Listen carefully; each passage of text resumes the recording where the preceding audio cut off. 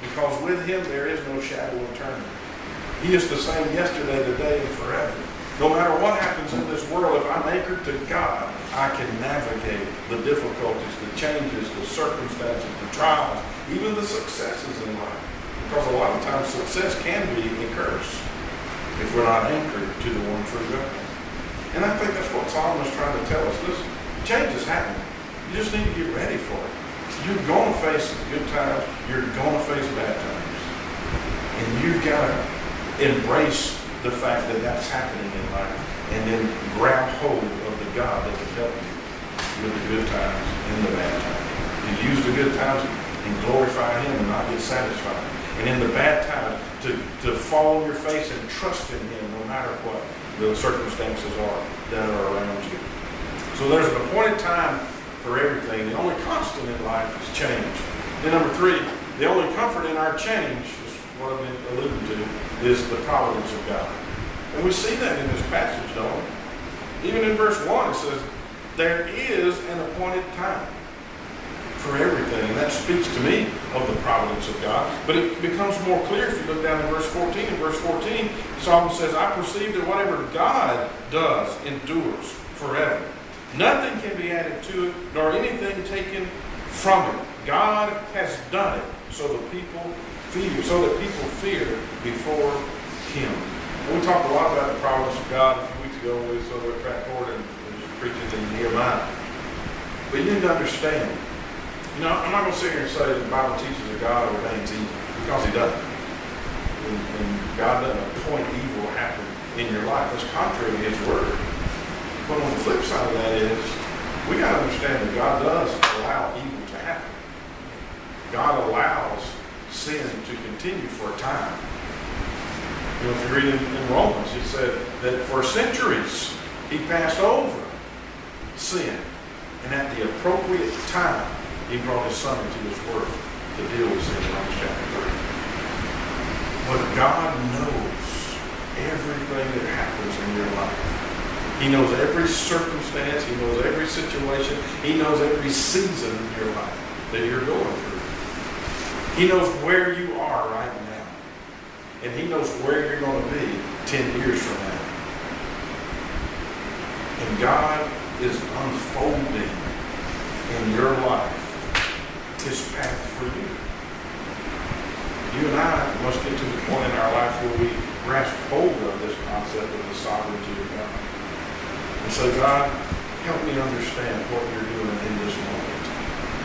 Help me understand why these things are happening to me. I know a lot of times the natural response is to get mad at God, to blame God. And I'm not going to say it's wrong to question God and say, well, why? But understand God is sovereign.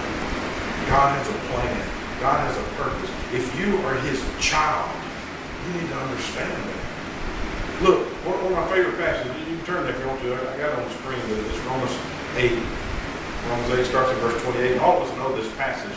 Romans 8:28 says, and we know that for those who love God, all things work together for good. For those who are called according to his purpose. For those, you see, we grab hold of that verse, but the reason why this happens is really in the following verses, 29 through 30. All things work together for the good to those who love him and are called according to his purpose. Romans 8:28. But why does it work that way? Because for those whom he foreknew, he also predestined to be conformed to the image of his Son, in order that he might be the firstborn among many brothers. God has predestined you as a believer to be conformed to the image of his Son. God is using the circumstances of your life, these appointed seasons in your life, to sanctify you, to bring you into conformity to the person of Christ. Man, I want to tell Paul, people always wonder, why we have these struggles, why we have these problems. If I'm a Christian, as the health and wealth preachers tell us, if I'm a Christian, man, I ought to be getting the wealth of the world, everything ought to be happy, I ought to have my best life now, and all those kinds of things. The only problem with that, the example of Paul. Paul had a thorn in his flesh, didn't he? People just debate over what that was, eyesight or whatever it was. The person, I think, had to do something with his pride. And it may have been that God used his eyesight to keep his pride down. But anyway, Paul had this problem. He went to God. He said, God, listen, I got this problem. I got this thorn. I got this circumstance. I got this situation I'm trying to deal with. Would you please take it away? And he went to God 3 times and asked him, and what did God say? My grace is sufficient. In other words, you're stuck with the thorn, Paul, but my grace is going to help you with this thorn. And that's what God's telling us. We may be stuck with the circumstance that we're in, but God is using that for a purpose in our life. Again, not necessarily that God caused it, but God still allowed it because it couldn't happen if God didn't allow it. And if God allowed it, He's got a purpose for it, He's got a reason for it. And He's using it to hold you and to shape you into the image of His Son, Jesus Christ. That's God's promise to you. Not only to save you, but God's promise to you is to sanctify you and to shape you into Jesus Christ. And I believe He uses the circumstances in this world to help that process along. And sometimes it's not a pleasant thing to deal with. And this verse continues. And those